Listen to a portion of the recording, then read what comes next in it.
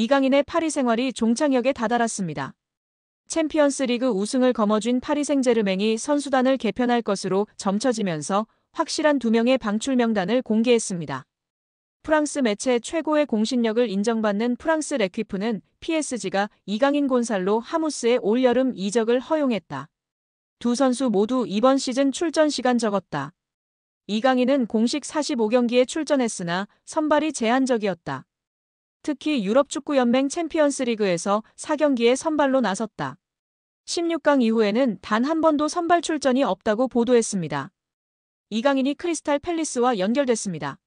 프랑스 매체 스포르트는 파리 생제르맹에서 벤치로 밀려난 이강인이 이적을 고려 중이다. 이에 팰리스는 이강인 영입전에서 강하게 밀어붙이고 있다. 이미 경쟁 구단들보다 한 발 앞서 나가고 있다라고 보도했습니다. 어쩔 수 없이 팀을 떠나야만 한다. 당장 다가오는 2026 피파 북중미 월드컵을 위해서라도 출전 시간을 확보해야 하는데요. 다행히도 PSG는 이강인에게 미련이 없는 것 같습니다. 레퀴프는 이강인과 곤살로 하무스는 다음 시즌 팀 구상에서 제외된 것으로 보인다. 두 선수 모두 여름 이적 시장에서 새로운 구단을 찾을 수 있도록 허가를 받았다라고 전했습니다. 현재까지 가장 유력한 행선지는 이탈리아의 나폴리였습니다. 풋볼 이탈리아는 나폴리는 이강인의 상황을 주시하고 있다. 이는 흡이차 크바라츠헬리아가 PSG로 이적하면서 생긴 공백을 이강인으로 메우겠다는 의미다라고 설명했습니다. 칼치오 나폴리24는 이강인의 연봉은 걸림돌이 될 수 있다. 그는 연봉 700만 유로 약 108억 원을 받고 있다. 하지만 나폴리는 일정 수준 이상의 연봉 지출도 검토 중이다. 이강인은 매우 기술적이고 유연한 공격 자원이다. 나폴리의 스타일과도 잘 어울린다는 평가를 받고 있다라고 이야기했습니다. 그런데 여기에 팰리스까지 가세한 상황인데요. 스포르트는 팰리스는 PSG의 이강인에게 큰 투자를 할 준비가 되어 있다. 그는 여러 포지션을 소화할 수 있다. 이에 코칭 스태프의 관심을 끌고 있다. PSG가 요구하는 3천만 유로 약 468억 원을 지불할 의향이 있다라고 밝혔습니다. 영입에 매우 진지한데요. 매체는 이강인 영입 경쟁은 치열하다.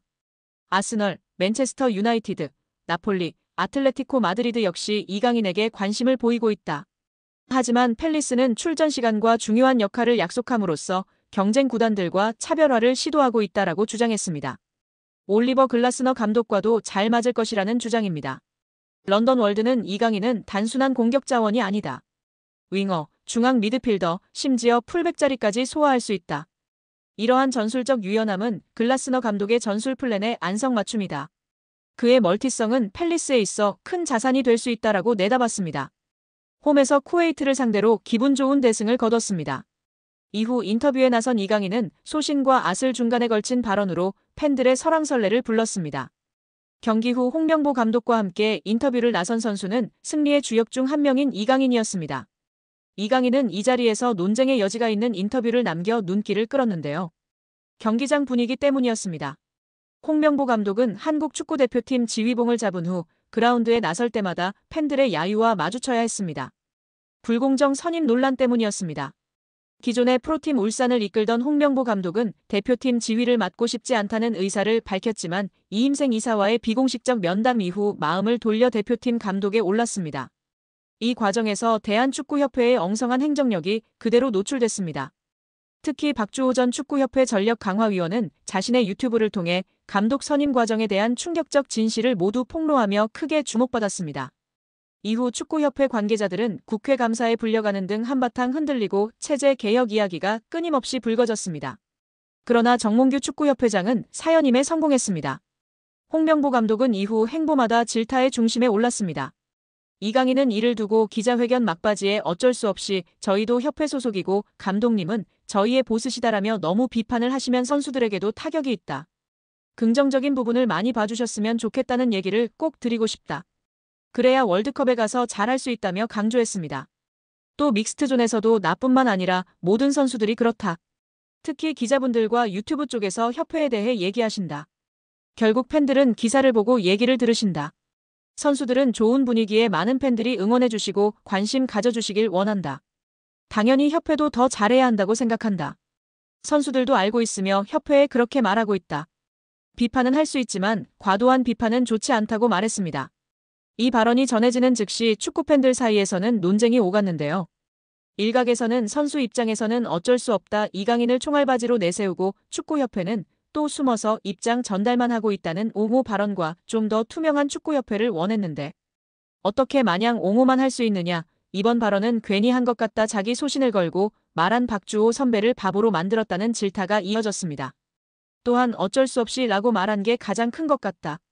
어쩔 수 없이 보스라는 것이다. 결국 여러분들이 우리 보스를 협회를 혼쭐 내달라는 뉘앙스 같다. 그렇지 않다면 우리는 어쩔 수 없이 따라야 하는 수동적인 존재라는 것을 이야기하는 것 같다는 의견도 있었습니다. 이와 별개로 현장 분위기가 지나치게 감독을 보이콧하는 분위기로 흘러 선수단에도 영향이 갈 수 있다는 의견이 뒤따랐습니다. 별개로 축구협회의 감독 선임 이후 해명 및 수습 과정을 살펴보면 리스크가 큰 발언임에는 틀림없는데요. 홍명보 감독을 선임할 당시 축구협회는 전강위 1차 회의에서부터 국내 감독들의 플레이, 스타일, 축구 철학 등을 너무도 잘 알기 때문에 국내 감독들의 자료는 크게 확인하지 않았다라며 한 외인 감독은 장문의 분석 자료를 제시하며 홍 감독의 면담이 특혜라고 주장했는데 물론 자료를 잘 준비하면 그 감독과 에이전트가 의욕, 성의가 있다고 볼 수 있지만 그게 대표팀 감독으로의 능력과 경쟁력이 있다는 근거는 아닐 것이라고 답변한 바 있습니다. 설상가상으로 축구협회는 한 나라의 대표팀을 이끄는 감독 후보군 모두에게 똑같은 질문을 요구하는 면담을 적용하는 것이 최선은 아니다라는 해명을 내놓기도 했습니다. 한 나라의 대표팀을 이끄는 감독을 뽑는 과정은 그 어떤 절차보다도 공평하고 모두에게 똑같고 일관적이어야 합니다. 또 박주호 전 위원의 폭로의 명예훼손이 아닌 비밀 유지 서약을 이유로 대며 법적 조처를 언급하던 축구협회입니다. 끝내는 이마저도 불발됐습니다. 문체부의 감사 이야기가 돌자 서둘러 해명문을 들고 왔지만 대중을 이해시키는데도 실패했습니다. 그럼에도 정몽규 협회장 체제는 이어지고 있으며 뚜렷하게 바뀐 부분은 현재로서는 없습니다. 해오던 사람이 계속해서 자리를 지키며 현상을 유지하고 있습니다. 협회 소속 선수 입장으로는 말맞다나 어쩔 수 없는 부분이나 외부 언론, 여론까지 이를 이해하고 넘어가기는 어려운 상황이라는 점을 좌시하지 말아야 할 것 같은데요. 우리 구독자 여러분들의 생각은 어떠신가요? 한국 축구에서 학명으로 가장 두드러진 인물이 바로 지금 이 시끄러운 와중에 축구 대표팀 감독을 맡은 홍명보 감독입니다. 박종환 감독이 대표팀을 이끌던 1995년 한국팀은 코리아컵 준결승전에서 예선에서 쉽게 승리했던 잠비아에 패했습니다. 그런데 이 경기 전날 박 감독의 억압적이고 비인격적 훈련에 불만을 품고 있던 홍명보, 황선홍 등 주전 선수들이 경기 전날 술집에서 대취할 정도로 술을 마신 사실이 언론에 보도가 돼 난리가 났습니다. 그래서 홍명보 선수 등은 징계 위기에 처했는데 이들은 그 제보자로 박 감독을 꼽았고 언젠가 안 갚음하리라 맹세했다고 합니다. 다음해 아시안컵 8강대 이란전에서 한국은 6대2로 참패하였습니다. 유례를 찾기 힘든 처참한 패배입니다. 특히 전반에 2대1로 앞서고 있었는데 휴식 시간 라커룸에서 무슨 일이 있었는지 후반에만 연속으로 5골을 먹은 것입니다. 당사자들은 부인하지만 이 사건은 축구계뿐 아니라 축구팬들도 의혹을 거두지 않고 있습니다. 박 감독은 결국 감독에서 물러났고 당시를 회상하며 자살까지도 생각했을 만큼 개인적으로도 충격이 컸다고 했습니다. 한국이 참패를 당하자 국내 언론들은 11회를 이끌고 있는 홍명보가 태업을 이끌었다. 박종환 감독을 끌어내리기 위해 선수들이 태업을 했다라는 등의 뒷말들이 나돌기는 했지만 끝내 참패 원인의 진실은 밝혀지지 않았습니다.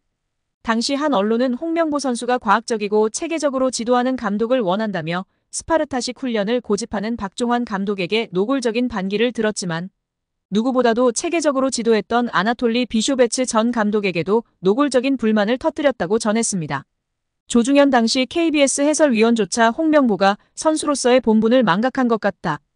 옛날에는 감독의 그림자도 밟지 않았는데 어쩌다 이 지경이 됐는지 모르겠다고 개탄했다고 합니다.